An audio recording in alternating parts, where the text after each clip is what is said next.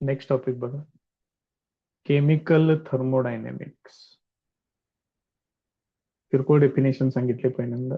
Thermodynamics is concerned with the energy changes in physical and chemical ट्रान्सफॉर्मेशन्स.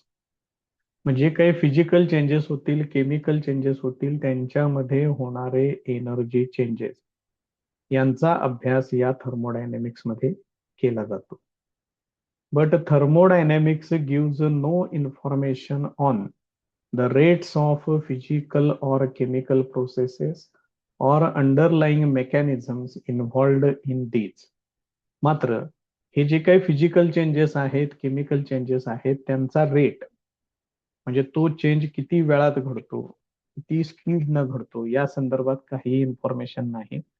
त्याच्यानंतर त्या ठिकाणी कोणतं मेकॅनिझम फॉलो केलं जातं याचाही संबंध थर्मोडायनॅमिक्सशी येत नाही. Next point, the various terms used in thermodynamics. त्याच्यातले महत्वाचे आहेत ते सिस्टम, सराउंडिंग, बाउंड्री. आता बघा, सिस्टम सराउंडिंग काय काय आहे ते. A part of the universe under thermodynamic investigation is called the system. युनिव्हर्सचा असा भाग की जो थर्मोडायनॅमिक इन्व्हेस्टिगेशन मध्ये आहे, म्हणजे ज्याचा अभ्यास थर्मोडायनॅमिक्सच्या दृष्टीनं केला जाणार आहे, त्याला सिस्टम म्हणायचंय. All other parts of the universe outside the system such as cylinder, room and others are the surrounding. Universe मधले सिस्टम सोडून बाकीचे उरलेले पार्ट्स किंवा सिस्टमच्या बाहेरचे पार्ट्स, मग त्याच्यामध्ये हा सिलेंडरचा पार्ट असेल, रूम असेल, ही आजूबाजूचे जे काय असेल ते, आणि जे काही बाकीचे घटक आहेत, सिस्टम जे आहे ते इथं आहे या ठिकाणी दाखवलेलं. हा जो या भागामध्ये घेतलेला जो गॅस आहे, ही एवढीच सिस्टम आहे. ते सोडून बाकी सगळं surrounding. The universe is made up of system plus surrounding. म्हणजे युनिव्हर्स म्हणजे काय, सिस्टम प्लस सराउंडिंग असं तुम्ही घेऊ शकताय. मग याच्यामध्ये अजून एक कन्सेप्ट आहे, ती आहे बाउंड्री. मग बाउंड्री कुणाला म्हणायचं, तर सिस्टम आणि सराउंडिंग यांना सेपरेट करणारा जो काही सरफेस असेल त्याला बाउंड्री असं म्हणायचं आहे. माहिती असू दे ते पण. त्याच्यानंतर आहे टाइप्स ऑफ सिस्टम. 3 प्रकार आहेत इथं सांगितलेले. 3 types of systems are shown in the figure. Open system, closed system आणि आयसोलेटेड सिस्टम. डायग्राम्स मध्ये बऱ्याच गोष्टी तिथं क्लिअर होतील. Open system, a system which exchanges both energy and matter with the surrounding is called an open system. म्हणजे इथं matter आणि energy दोन्ही पण एक्सचेंज होतं सराउंडिंग बरोबर, त्याला ओपन सिस्टम असं म्हणतात. जर समजा तुम्ही चहा किंवा कॉफी असं ओपनली ठेवलं, पहिल्या डायग्राम मध्ये दाखवल्यास, त्याच्यामध्ये एनर्जी आणि मॅटर दोन्हीच एक्सचेंज होऊ शकतं. An open cup containing hot coffee placed in a room, figure 1. दुसरा आहे क्लोज्ड सिस्टम. ह्याच्यात काय करायचं, फक्त याला वरती झाकून ठेवायचं फक्त. मग त्याच्यात काय होणार, एनर्जी बाहेर पडेल पण मॅटर नाही बाहेर पडू शकणार. A system that exchanges energy and not the matter with the surrounding is called a closed system. अशा परिस्थितीमध्ये सिस्टम सराउंडिंग बरोबर फक्त एनर्जी एक्सचेंज करेल, मॅटर एक्सचेंज करणार नाही. For example, a cup containing hot coffee covered with saucer. या पद्धतीनं त्याच्यावरती ती जी बशी असते, कप आणि बशी मधली बशी, ती वरती झाकून ठेवलेली आहे. त्याच्यातून फक्त एनर्जी एक्सचेंज होईल, मॅटर काही एक्सचेंज होणार नाही. आणि आयसोलेटेड सिस्टम हा तिसरा प्रकार आहे. हे असं आहे, अशी ही जी क्लोज्ड सिस्टम आहे ती उचलून या इन्सुलेटेड व्हेसल मध्ये ठेवून टाकायचं. थर्मास फ्लास्क वगैरे तुम्ही ते एक्झाम्पल कन्सिडर करू शकताय. त्याला आयसोलेटेड सिस्टम असं म्हणतात. तो तिसरा प्रकार बघूयात आपण. Isolated system, a system that does not allow exchange of either energy or matter with surrounding is an isolated system. मग या आयसोलेटेड सिस्टम मध्ये काय परिस्थिती आहे एनर्जी किंवा मॅटर काहीच ते एक्सचेंज करू शकत नाही सराउंडिंग बरोबर. For example, a cup containing hot coffee covered with saucer is insulated from the surrounding. तिसऱ्या डायग्राम मध्ये दाखवलं. याचं सगळ्यात बेस्ट एक्झाम्पल म्हणजे थर्मास फ्लास्क. च्या पुढे जाऊया आता आपण. पुढचा पॉइंट आहे प्रॉपर्टीज ऑफ सिस्टम.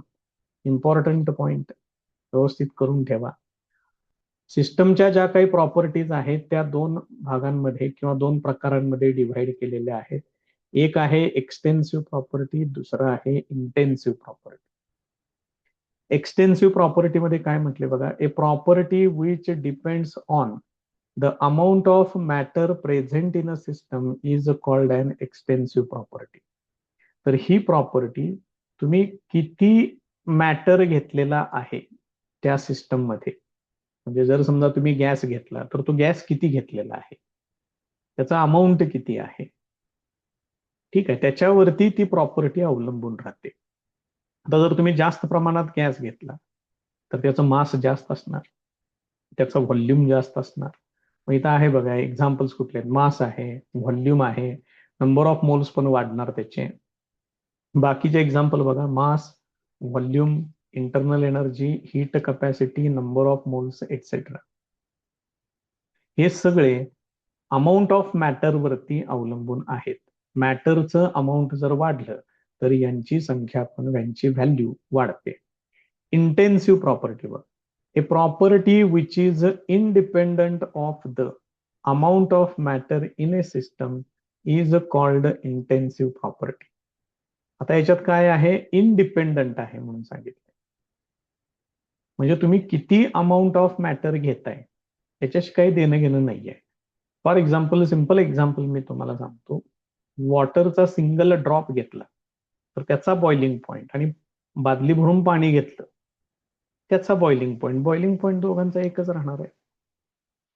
बघा लक्षात येते. रिफ्रॅक्टिव्ह इंडेक्स त्याच्या बाबतीत पण तसंच असणार आहे. त्यामुळे तुम्ही किती मॅटर घेताय दॅट इज नॉट इम्पॉर्टंट. मग इंटेन्सिव्ह मधलं आय एन आणि इंडिपेंडंट मधलं आय एन असं लक्षात ठेवा. म्हणजे कसं लक्षात ठेवायचं ते पण तुम्हाला सांगितलेलं आहे. एक्झाम्पल्स बघा, pressure, temperature, surface tension, viscosity, melting point, boiling point, specific heat. हे जरा दोन लक्षात ठेवा. हीट कॅपॅसिटी इकडं आहे एक्सटेन्सिव्ह मध्ये, आणि स्पेसिफिक हीट जे आहे ते इंटेन्सिव्ह मध्ये आहे. थोडासा गोंधळ होण्याची शक्यता आहे, त्यामुळे ते जरा व्यवस्थित काळजीपूर्वक करा. त्याच्या पुढचा पॉइंट आहे state function. The property which depends on state of a system and independent of path followed to attain it is called the state function. सिस्टमच्या स्टेटची अशी प्रॉपर्टी की जी इनिशियल आणि फायनल स्टेट वरतीच अवलंबून असते. तुम्ही इनिशियल स्टेट कडून फायनल स्टेट कडे कसे गेलात, कोणत्या मार्गे गेलात, that is not important. The property which depends upon state of a system and independent of the path followed to attain it is called the state function. करून ठेवा definition. State function ही states वरती अवलंबून असते, initial state आणि final state. त्यांच्यामध्ये कोणता मार्ग आहे दॅट इज नॉट इम्पॉर्टंट.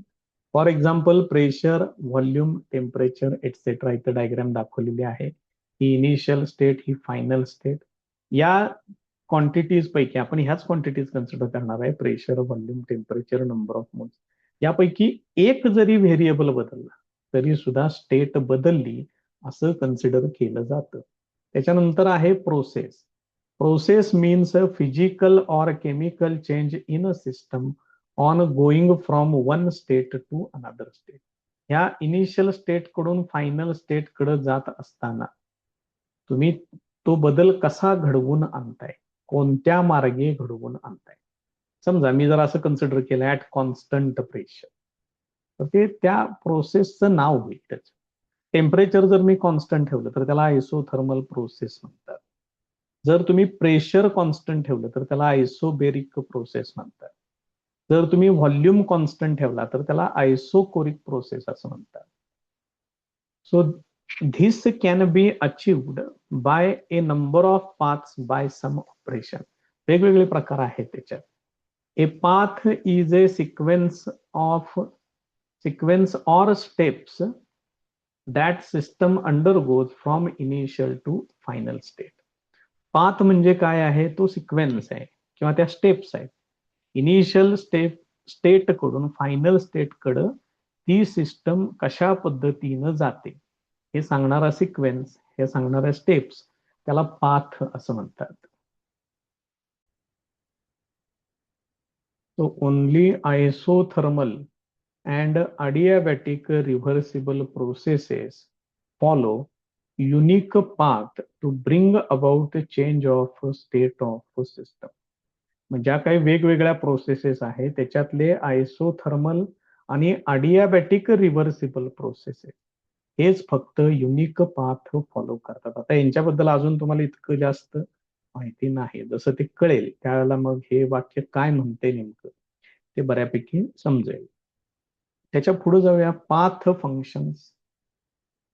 जसं मागाशी स्टेट फंक्शन होतं, स्टेट फंक्शन मध्ये काय सांगितलं होतं, प्रॉपर्टीज ज्या आहेत त्या प्रॉपर्टीच्या व्हॅल्यूज फक्त स्टेट वरती अवलंबून असतात, पाथ वरती नसतात. तसं इथं काय सांगायचं पाथ फंक्शन्स मध्ये, the properties which depend on the path are called path function. म्हणजे initial state to final state हे कोणत्या पाथनं फॉलो करतात, कोणत्या पाथनं तो बदल घडवून आणतात, तिथं पाथ इम्पॉर्टंट असतो, स्टेट इम्पॉर्टंट नसते. For example work and heat Q, हे जरा लक्षात ठेवा. वर्क आणि हीट हे दोनच पाथ फंक्शन्स आहेत आपल्याकडे, त्यामुळे हे जरा व्यवस्थित लक्षात ठेवा. स्टेट फंक्शन्स भरपूर आहेत, पण वर्क पाथ फंक्शन जे आहे ते वर्क आणि हीट. त्याच्यानंतर आहे thermodynamic equilibrium. A system is said to be in thermodynamic equilibrium when its state functions do not vary with time. एखादी सिस्टम थर्मोडायनॅमिक इक्विलिब्रियम मध्ये आहे असं कधी म्हटलं जातं, जर त्याचे स्टेट फंक्शन्स जे आहेत म्हणजे pressure, volume, temperature, number of moles, they do not change with time. याच्यातली कोणतीही व्हॅल्यू बदलत नाही, तेव्हा ते थर्मोडायनॅमिक इक्विलिब्रियम मध्ये आहे असं तुम्ही म्हणू शकताय. त्याच्या पुढचा पॉइंट आहे प्रोसेस अँड इट्स टाइप्स. बघूया काय काय सांगितलेलं आहे. A transition from one equilibrium state to another is called a process. Transition म्हणजे बदल. एका इक्विलिब्रियम स्टेट मधून दुसऱ्या इक्विलिब्रियम स्टेट मध्ये जाणे याला प्रोसेस असं म्हणतात. They are of different types. त्याचे भरपूर टाइप्स आहेत. बघा पहिलं काय आहे, आयसोथर्मल प्रोसेस. याच्यामध्ये टेम्परेचर कॉन्स्टंट राहणार. It is the process in which temperature of the system remains constant throughout the transformation. याचं टेम्परेचर कॉन्स्टंट राहिलं पाहिजे. In such process heat flows from system to surroundings and vice versa so as to keep temperature constant. याच्यामध्ये system कडून सराउंडिंगला आणि surrounding कडून सिस्टमला heat flow झालीच पाहिजे. याचं मी तुम्हाला एक एक्झाम्पल देतो. समजा पाण्याचं टेम्परेचर मला 80 डिग्री सेंटीग्रेड कॉन्स्टंट ठेवायचं, तर काय करावं लागेल, त्याला दिलेली हीट एनर्जी कॉन्स्टंटली सुरू ठेवावी लागेल, तरच हे टेम्परेचर कॉन्स्टंट राहील. म्हणजे सराउंडिंग कडून त्याला हीट एनर्जी मिळणार आहे. आता त्याच्यातून ज्या काही वाफा वगैरे ज्या बाहेर पडतात त्या बाहेर जाणार सराउंडिंग कडे. म्हणजे सिस्टम कडून सराउंडिंग कडे पण काहीतरी गोष्टी जाणार, हीट एनर्जी पास होणार. त्याशिवाय काही त्याचं टेम्परेचर 80 डिग्री सेंटीग्रेड कॉन्स्टंट राहणार नाही. तुम्ही जर त्याला जो हीट एनर्जी देत आहे, बर्नर असेल, बर्नर बंद केला, 80 डिग्री सेंटीग्रेड कसं राहील, टेम्परेचर खाली आणणार. तुम्ही जर वर्ण त्याला झाकण लावलं, त्याच्यातून हीट एनर्जी बाहेरच पडली नाही, तर ते कसं राहील 80 डिग्री सेंटीग्रेड. त्यामुळे ह्या दोन्ही गोष्टी त्याच्यामध्ये घडल्या पाहिजेत. त्यामुळे हे लक्षात ठेवा की टेम्परेचर कॉन्स्टंट ठेवायचं असेल तर त्याला हीट एनर्जी दिली पाहिजे, त्याच्यातून हीट एनर्जी बाहेर सुद्धा पडली पाहिजे. For a given temperature internal energy of system remains constant. हे लक्षात ठेवा. इंटरनल एनर्जी आणि temperature they are directly proportional to each other. जर टेम्परेचर कॉन्स्टंट राहिलं तर इंटरनल एनर्जी पण कॉन्स्टंट राहील. आणि जी गोष्ट कॉन्स्टंट असते त्याच्यातला change zero. Change in temperature delta T zero, change in internal energy delta U ते पण झिरो होणार. पुढची प्रोसेस आहे isobaric process. In this process pressure remains constant during the transformation. त्या पूर्ण प्रोसेसमध्ये प्रेशर काय राहील, कॉन्स्टंट राहील. प्रेशर कॉन्स्टंट राहिलं तर डेल्टा पी किती होणार, झिरो होणार.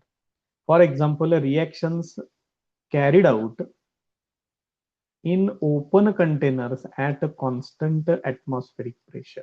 ज्या रिएक्शन्स ओपन कंटेनर्स मध्ये कॅरी आउट केल्या जातात त्या सगळ्या रिएक्शन्स आयसोबेरिक प्रोसेसमध्ये आहेत.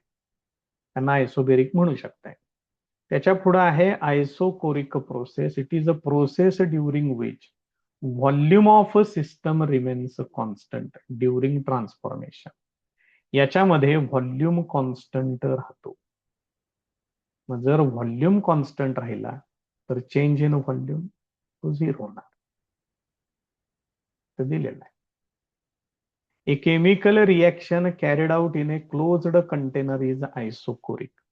क्लोज्ड कंटेनर मध्ये जर केमिकल रिएक्शन कॅरी आउट केली त्याला तुम्ही आयसोकोरिक म्हणू शकताय. त्याच्या पुढे आहे adiabatic process. A process in which there is a no exchange of heat between system and surrounding is an adiabatic process. That is Q equal to zero. ही एक महत्वाची प्रोसेस आहे. या प्रोसेसमध्ये सिस्टमला सराउंडिंग कडून हीट एनर्जी मिळत नाही. सिस्टम कडून सराउंडिंगला हीट एनर्जी दिली जात नाही. मग ही हीट एनर्जी घेणे आणि देणे याला म्हणतात एक्सचेंज.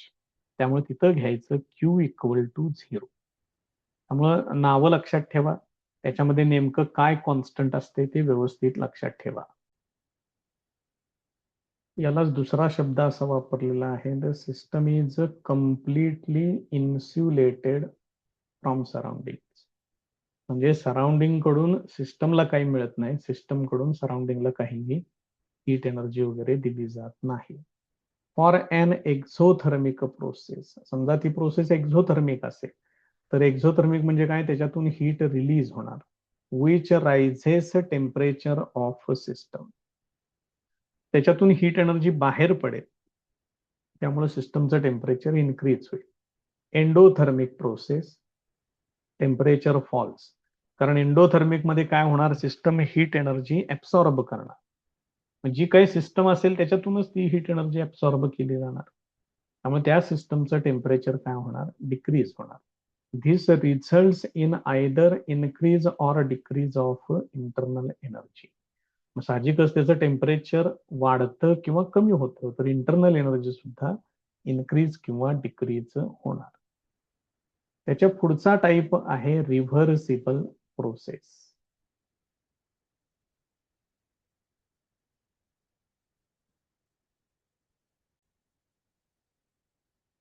तर रिव्हर्सिबल प्रोसेस बघूया.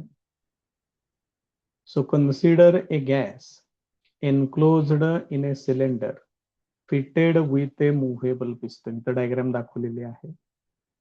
PEXT, it is the external pressure on outer surface of piston which is equal to pressure P of gas. या गॅस कडून जेवढं प्रेशर एक्झर्ट होते तेवढंच एक्सटर्नल प्रेशर आहे असं कन्सिडर केलेलं आहे. There is a no expansion or compression of gas. दोन्ही बाजूंना सेम प्रेशर ऍक्ट होत असल्यामुळं त्याचं कोणत्याही प्रकारे एक्सपान्शन किंवा कॉम्प्रेशन होणार नाही. Hence the system is in mechanical equilibrium with the surrounding. त्यामुळे ही सिस्टम सराउंडिंग बरोबर मेकॅनिकल इक्विलिब्रियम मध्ये आहे असं तुम्ही म्हणू शकताय. If PEXT is reduced by an infinite similar amount, piston moves out slowly and gas expands. समजा हे जे बाहेरचं जे प्रेशर आहे हे जर आपण थोडं जरी डिक्रीज केलं तर काय होईल, हा पिस्टन वरती मूव्ह होईल कारण आतलं प्रेशर जास्त होईल. आणि जर आपण हे एक्सटर्नल प्रेशर जर वाढवलं तर हा पिस्टन खाली मूव्ह होईल. If PEXT is slightly increased, piston moves inward with the compression of gas. ज्याला हा पिस्टन वरती मूव्ह होईल तर एक्सपान्शन होईल, हा पिस्टन खाली मूव्ह होईल तर कॉम्प्रेशन होईल.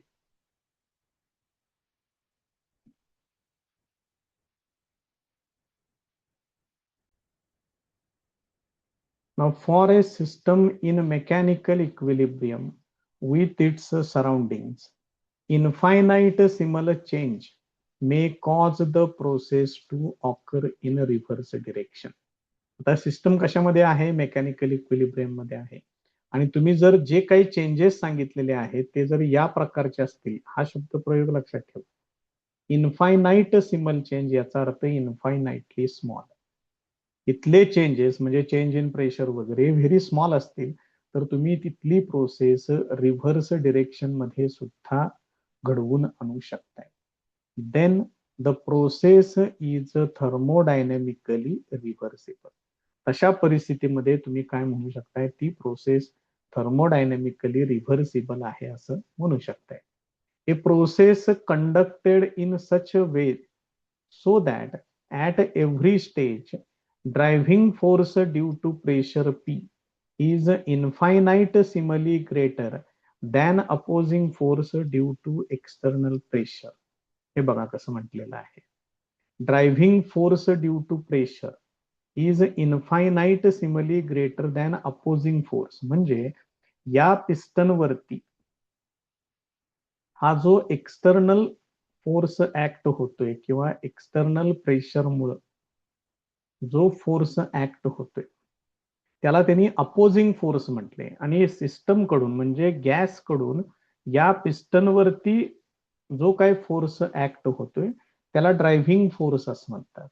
म्हणजे ड्रायव्हिंग फोर्स जो आहे तो सिस्टम कडून घ्यायचा आहे आणि जो काही अपोजिंग फोर्स आहे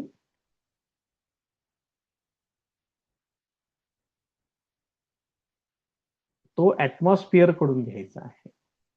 मग यापैकी जर driving force due to pressure हा जर फोर्स स्लाइटली ग्रेटर असेल तर हा पिस्टन वरती मूव्ह होणार. आणि जर तुम्ही हा अपोजिंग फोर्स थोडा जरी वाढवला तर हा पिस्टन खाली मूव्ह होणार. बघा लक्षात येते का?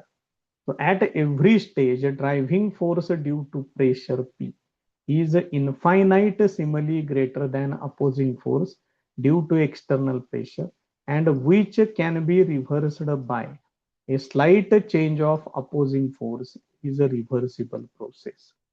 तुम्ही जर थोडा जरी हा अपोजिंग फोर्स किंवा हा इकडलं प्रेशर एक्सटर्नल प्रेशर हे थोडं जरी वाढवलं तरी परत हा पिस्टन खाली मूव्ह होईल.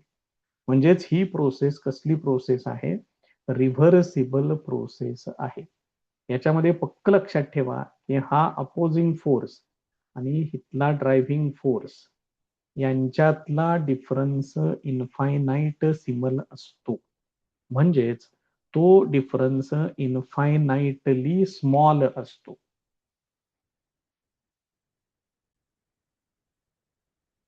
आता त्याचेच महत्वाच्या कंडिशन सगळ्या एकत्र केलेल्या आहेत. Features of reversible process. ज्यांना ते पहिलं सगळं करायचं जमणार नाही त्यांनी कमीत कमी हे पॉइंट्स तरी करून ठेवा. The driving and opposing forces differ by an infinitesimal amount. जे ड्रायव्हिंग आणि अपोजिंग फोर्सेस आहे त्यांच्यातला डिफरन्स हा अतिशय स्मॉल असतो, infinitely small. The process can be reversed by an infinitesimal change in conditions. अगदी इन्फायनाइटली स्मॉल चेंजेस जरी तुम्ही केले ड्रायव्हिंग फोर्स अपोजिंग फोर्सेस मध्ये तर ती प्रोसेस तुम्ही रिव्हर्स करू शकताय. A reversible process proceeds infinitely slow. Reversible process ही अतिशय स्लोली घडवून आणली जाणारी प्रोसेस आहे. It takes place in infinite number of steps. त्याच्यात नंबर ऑफ स्टेप्स ह्या इनफायनाइट असतात. At end of every step, system attains mechanical equilibrium with the surrounding. प्रत्येक स्टेपच्या शेवटी सिस्टम परत एकदा मेकॅनिकल इक्विलिब्रियम मध्ये आणली जाते. ही प्रॅक्टिकल प्रोसेस नाही, ही आर्टिफिशियली घडवून आणावी लागते, पूर्णपणे थेरॉटिकल कन्सेप्ट आहे. नेक्स्ट पॉइंट आहे nature of heat and work. Nature of work. In mechanics, work is defined as energy by which body is displaced through a distance d with an application of force. हे दिलेलं आहे आपल्याला, हे basic माहिती आहे. Work done equal to force into displacement. In thermodynamics, type of work involved is pressure volume type of work. Important. Thermodynamics मध्ये जे work done consider केलं जातं ते कुठल्या प्रकारचं असतं? Pressure volume type of work done. That is work is done when system or gas expands or contracts against external opposing force.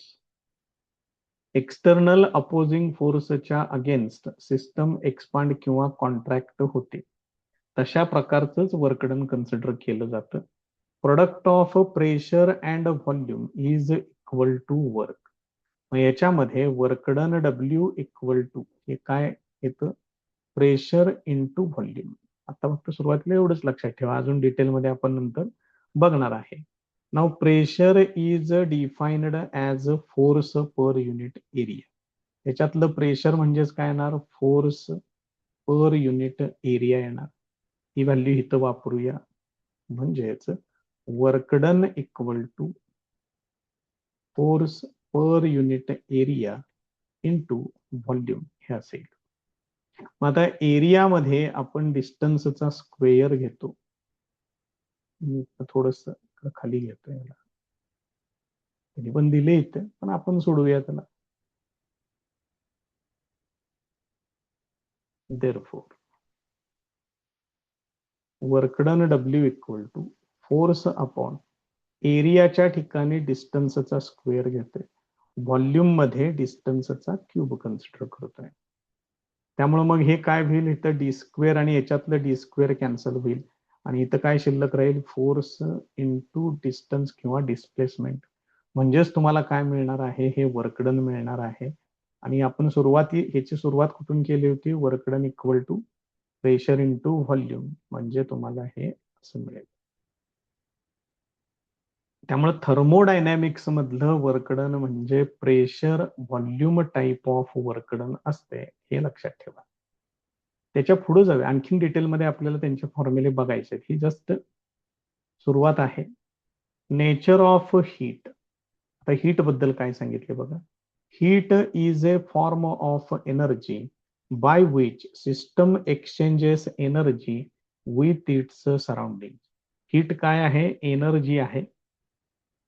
System surrounding बरोबर energy exchange करते, ती हीटच्या फॉर्मॅटमध्ये एक्सचेंज करते.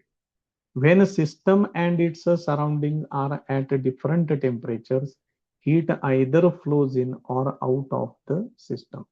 सिस्टम आणि सराउंडिंग जर वेगवेगळ्या टेम्परेचरला असतील तर हीट एनर्जी एकतर बाहेर टाकली जाते, नाहीतर हीट एनर्जी आत ऍब्सॉर्ब केली जाते. मग हे त्यांच्या टेम्परेचरवरती अवलंबून राहील. जर सिस्टमचं टेम्परेचर जास्त असेल तर हीट एनर्जी बाहेर टाकली जाईल. तर सराउंडिंगचं टेम्परेचर जास्त असेल तर सिस्टम काय करेल? हीट एनर्जी ऍब्सॉर्ब करेल. नाव sign conventions of work done and energy इथं दिलेले आहेत. ही त्याची डायग्राम आहे. Energy entering the system from surrounding has a positive value. इथं आहे बघा. हीट ऍब्सॉर्बडला काय दिलेलं आहे? प्लस क्यू लिहिलेलं. हीट रिलीजडला काय दिलेलं आहे? मायनस क्यू लिहिलेलं. The energy leaving system and flowing into surrounding is negative. जी एनर्जी बाहेर टाकली जाते त्याला निगेटिव्ह म्हणतात. आता वर्कडनचं तेवढं बघून घ्या. Work done on the system it is considered plus W, that is positive. whereas work done by the system on the surrounding म्हणजे हे निगेटिव्ह. मग ज्या वेळेला वर्क सिस्टम वरती घडलं जातं त्यावेळेला तिथं असतं compression.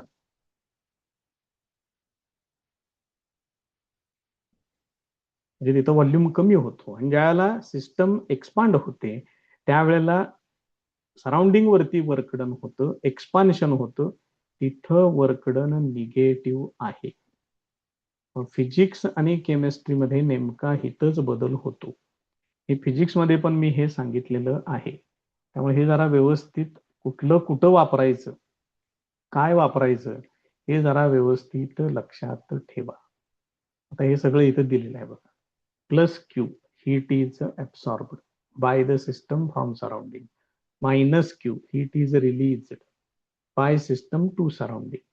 Plus W, work is done on the system by surrounding on the system. याचा अर्थ हे कॉम्प्रेशन आहे. त्यानंतर minus W, work is done by the system on surrounding, याचा अर्थ हे एक्सपान्शन आहे. हे पक्क लक्षात ठेवा पहिल्यांदा, हे फार महत्वाचं आहे.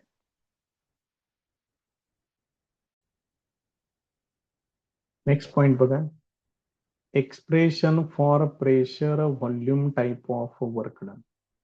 याच्या आधी आपण PV type of work done असते असं आपण सांगितलेलं होतं, पी इंटू व्ही. तर त्याचं एक्सप्रेशन या ठिकाणी आहे, हे डेरिवेशन इम्पॉर्टंट आहे. याच्यामध्ये वर्क डन साठी दोन डेरिवेशन आहेत. एक नुसतं expression for pressure volume type of work done आहे आणि दुसरं आहे ते maximum work done in reversible process.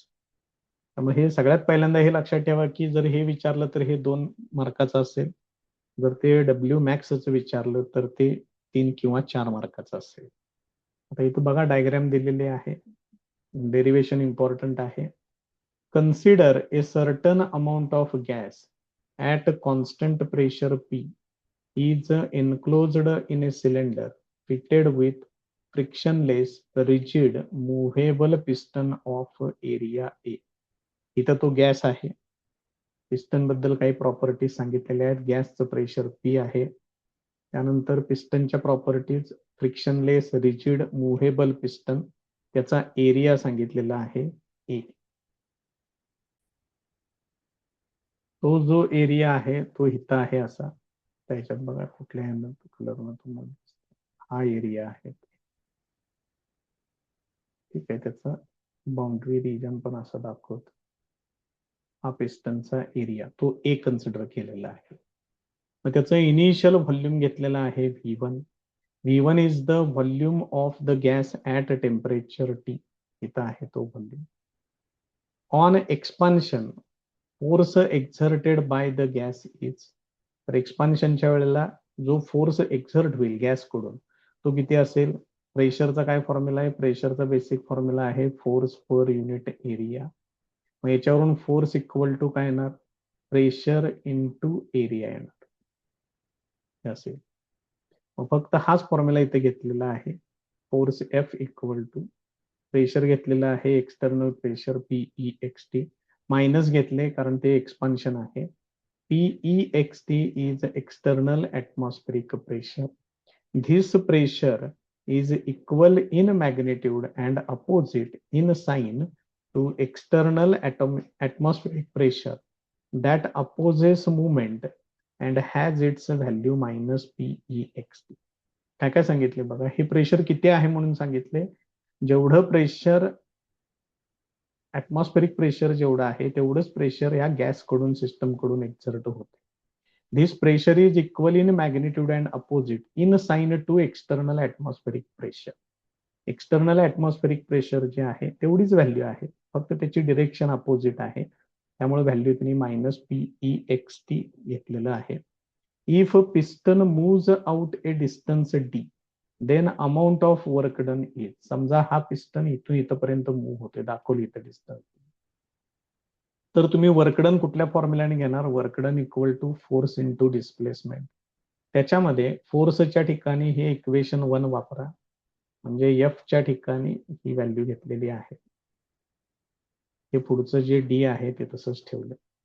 मग याच्यामध्ये ए इंटू डी म्हणजेच तुम्हाला काय मिळेल? चेंज इन व्हॉल्यूम मिळेल. तुम्ही जर डायग्राम मध्ये जर इथं चेक केलं तर इथं हा एरिया ए आहे आणि हे डिस्टन्स आहे डी. त्यामुळे area of base into height जर तुम्ही घेतलं तर तुम्हाला इथं व्हॉल्यूम मिळणार आहे. त्यामुळे हा व्हॉल्यूम म्हणजेच इथं change in volume delta V असेल. आणि मग हे ए इंटू डी काढा आणि तिथं वापरा डेल्टा व्ही. डेल्टा व्ही म्हणजेच V two minus V one, that is final volume minus initial volume, असा हा फॉर्म्युला तुम्हाला मिळेल. Now here V1 is the initial volume, V2 is the final volume. When a gas expands, work is done by the system on the surroundings. मग तशा परिस्थितीत V2 greater than V1 असेल. V2 ची value जास्त असणार आहे, V1 लहान असणार आहे. मोठ्या संख्येतून लहान संख्या वजा केली की ही वजाबाकी प्लस येईल. Plus into minus work done W is negative. When the gas is compressed, जर तुम्ही गॅसला कॉम्प्रेस केलं, work is done on the system by the surrounding. अशा परिस्थितीमध्ये V2 कमी असेल, फायनल व्हॉल्यूम कमी असेल, इनिशियल व्हॉल्यूम जास्त असेल. मग तुम्ही काय करताय, लहान संख्येतून मोठी संख्या वजा करताय. बघा लक्षात येते का? त्यामुळे हे वजाबाकी, ही सबट्रॅक्शन निगेटिव्ह येणार. हे मायनस आहे, पुढं मायनस आहे, वर्कडन कसं येणार, पॉझिटिव्ह येणार. हे जरा लक्षात ठेवा व्यवस्थित. त्यामुळे एक्सपान्शनचं वर्कडन पॉझिटिव्ह आहे, कॉम्प्रेशनचं वर्कडन, एक्सपान्शनचं वर्कडन निगेटिव्ह आहे, कॉम्प्रेशनचं वर्कडन पॉझिटिव्ह आहे. फिजिक्स पेक्षा अपोजिट आहे.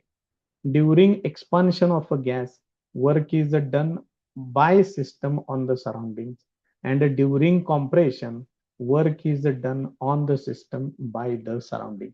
हे शब्द प्रयोग लक्षात ठेवा. Work is done by the system on the surrounding, expansion. Work is done on the system by the surrounding, that is a compression. Next point आहे free expansion. A free expansion means expansion against zero opposing force, म्हणजे तिथं opposing force zero असेल. Such expansion occurs in vacuum. असं expansion vacuum मध्ये बघायला मिळतं. Work done by a system during expansion is given by. हाच formula वापरायचा work डनचा. पण गॅसचं एक्सपान्शन कशामध्ये आहे, व्हॅक्यूम मध्ये आहे. त्यामुळे तिथं अपोजिंग फोर्स झिरो असतो, that is P external equal to zero. मग ही व्हॅल्यू जर झिरो झाली, zero into delta V, work done सुद्धा झिरो होणार. That is no work is done when gas expands freely in vacuum. त्यामुळे gas जर freely expand होणार असेल, व्हॅक्यूम मध्ये फ्री एक्सपान्शन असेल, तर तिथं वर्क डन झिरो असतं. हे लक्षात ठेवा, MCQ साठी लागेल. आता याच्यानंतर units of energy and work, हे सगळे वेगवेगळे युनिट्स, त्यांची कन्व्हर्शन्स या ठिकाणी दिलेली आहेत. आपण प्रॉब्लेम सोडवताना ही सगळी कन्व्हर्शन्स आपण घेणार आहे, त्याच्यामध्ये वापरणार आहे. त्याच्यामधलं फक्त महत्वाचं तेवढं हे एक लक्षात ठेवा, 1 डेसिमीटर क्यूब इंटू बार म्हणजे हे 100 जूल असतं. हे तेवढं महत्वाचं लक्षात ठेवा. हे प्रॉब्लेम सोडवण्यासाठी तुम्हाला लागणार आहे. त्याच्यानंतरची कन्सेप्ट आहे कन्सेप्ट ऑफ मॅक्सिमम वर्क. याच्यामध्ये बघा काय काय म्हटलंय, the equation W equal to, हे जे मगाशी व्हेरीफाय केलेलं इक्वेशन आहे ते shows amount of work performed by the system is governed by opposing force. इथं जे काय वर्क डन आहे ते कशावरती अवलंबून आहे, mostly external pressure, external opposing force. Larger the opposing force, more work is done by system to overcome it. जेवढं हे अपोजिंग फोर्स जास्त असेल, अपोजिंग प्रेशर जास्त असेल, तेवढं वर्क डन जास्त करावं लागेल. If opposing force is zero, no work is involved. With increase of opposing force from zero, more work will be needed by the system. मग तुम्ही हे जेवढं इथं अपोजिंग फोर्स जसं वाढवत जाल, तसं करावं लागणारं वर्कडन सुद्धा काय होत जाईल, इन्क्रीज होत जाईल. When the opposing force reaches its maximum, ज्यावेळेला हा अपोजिंग फोर्स सगळ्यात जास्तीत जास्त असेल, सिस्टम परफॉर्म्स मॅक्सिमम वर्क. त्यावेळेला सिस्टम मॅक्सिमम वर्कडन परफॉर्म करते. Thus when opposing force becomes greater than driving force, process gets reverse. मगाशी सांगितलंय, अपोजिंग फोर्स म्हणजे एक्सटर्नली ऍक्ट होणारा फोर्स. ड्रायव्हिंग फोर्स म्हणजे सिस्टम कडून ऍक्ट होणारा फोर्स. ज्यावेळेला अपोजिंग फोर्स जास्त होईल ड्रायव्हिंग फोर्स पेक्षा, त्यावेळेला प्रोसेस काय होते, रिव्हर्स होते. रिव्हर्सिबल प्रोसेस मध्ये हे आपण विथ डायग्राम सांगितलेलं आहे. If pressure P of gas differs from external pressure by a quantity delta P, then P minus external pressure PEXT यांच्यातला डिफरन्स किती घेतलेला आहे, डेल्टा P घेतलेला आहे. मग याच्यावरून PEXT किती येणार बघा, ह्याला इकडे घ्या, डेल्टा P ला पलीकडे पाठवा, इक्वेशन असं होईल. तेव्हा ही जी व्हॅल्यू आहे ती जर आपण वर्कडनच्या इक्वेशन मध्ये जर वापरली, आपलं इक्वेशन असं आहे इंटू डेल्टा व्ही, तर पी एक्सटर्नल प्रेशरची ही व्हॅल्यू वापरली की इक्वेशन असेल, the work would be maximum when delta P is smallest. हा डेल्टा पी जितका कमीत कमी असेल तेवढं वर्क डन मॅक्सिमम असतं. दस opposing force that is external pressure must be infinitesimally smaller than a driving force P for the work to be maximum. त्यामुळं हा जो काही डेल्टा पी आहे तो कमीत कमी राहिला पाहिजे. तो कमीत कमी कधी असेल, जर अपोजिंग फोर्स आणि ड्रायव्हिंग फोर्स यांच्यातला डिफरन्स खूप कमी असेल त्यावेळेला. This is required for the process to be reversible. आणि असं जर असेल तर ती प्रोसेस रिव्हर्सिबल असेल, किंवा प्रोसेस रिव्हर्सिबल होण्यासाठी असं असणं गरजेचं आहे. मग हे आपण रिव्हर्सिबल प्रोसेस मध्ये सुद्धा ऑलरेडी सांगितलेलं आहे. त्याच्या पुढं काय म्हटले बघा, हे वाक्य महत्वाचं. Maximum work is obtained from the change which is thermodynamically reversible. तुम्हाला जर मॅक्सिमम वर्कडन जर पाहिजे असेल तर ती प्रोसेस काय असली पाहिजे, रिव्हर्सिबल असलीच पाहिजे. Now expression for the maximum work. आता या मॅक्सिमम वर्कडन साठी एक्सप्रेशन, त्याचं डेरिवेशन बघा. हे डेरिवेशन खूप महत्वाचं आहे, व्हेरी व्हेरी इम्पॉर्टंट आहे. हे डेरिवेशन परीक्षेत आलं तर 3 किंवा 4 मार्क, 4 मार्कालाच खरं तर विचारलं पाहिजे. काय काय कन्सिडर केले बघा. Consider n moles of an ideal gas enclosed in a cylinder fitted with frictionless movable rigid piston. n moles of gas घेतलेले आहेत. It expands isothermally and reversibly. Mark करून ठेवा. हे दोन्ही शब्द ज्या वेळेला प्रॉब्लेम मध्ये येतील त्यावेळेला तुम्हाला डब्ल्यू मॅक्सचा फॉर्म्युला वापरावा लागेल, आयसोथर्मली and रिव्हर्सिबली. So it expands isothermally and reversibly from the initial volume V1 to final volume V2 at a temperature capital T. त्याचं इनिशियल व्हॉल्यूम V1 आहे, फायनल व्हॉल्यूम V2 आहे. The expansion takes place in a number of steps as shown in figure. इथे काही ठराविक steps दाखवलेल्या आहेत. याच्यामध्ये जर तुम्ही व्यवस्थित ऑब्झर्व केलं तर इथं जी वजनं ठेवलेली आहेत त्या पिस्टनवरती ती हळूहळू कमी कमी कमी होत जाते. During each step the external pressure PEXT is made infinitesimally smaller than the pressure P of the gas with gradual removal of masses from the piston. याच्यात हळूहळू वजन कमी कमी करायची, त्यामुळे एक्सटर्नल प्रेशर कमी होईल. त्यामुळे हा जो गॅस आहे तो एक्सपांड होत राहील, हळूहळू तो एक्सपांड होईल. त्यामुळे चेंजेस जे आहेत ते इनफायनाइटसिमली स्मॉल असतील. त्याच्यासाठी केलेली ही व्यवस्था आहे. The process is repeated in such a way that every time PEXT is lowered infinitesimally. Process अशा पद्धतीनं रिपीट केलेली आहे की प्रत्येक वेळेला हे एक्सटर्नल प्रेशर अतिशय कमी अमाऊंटनं कमी केलं जाईल. The gas undergoes a series of infinitesimal increments in volume until the volume V2 is attained. याच्यामध्ये नंबर ऑफ स्टेप्स होते. प्रत्येक स्टेपमध्ये एक्सटर्नल प्रेशर कमी होईल आणि व्हॉल्यूम हळूहळू वाढत जाईल. हे जे चेंजेस आहेत ते इनफायनाईटसिमल आहेत, म्हणजेच इनफायनाइटली स्मॉल आहेत. तर बघूया पुढे त्यांनी काय काय म्हटलेलं आहे. When the volume of a gas increases by an infinitesimal amount dV in a single step, एका स्टेप मधला चेंज इन व्हॉल्यूम घेतलाय dV, तर त्या स्टेप मधलं small quantity of work done ते एवढं असेल. तोच फॉर्म्युला वापरायचा. फक्त डेल्टा व्हीच्या ऐवजी dV घ्यायचंय. मग हे लक्षात ठेवा, इनफायनाईट सिमल चेंजेस असतात ते dV, dx, dp अशा पद्धतीने दाखवायचे. त्याच्यासाठी डेरिव्हेटिव्हचा वापर होतो. As the expansion is reversible, p is greater by A very small quantity dp than PEXP.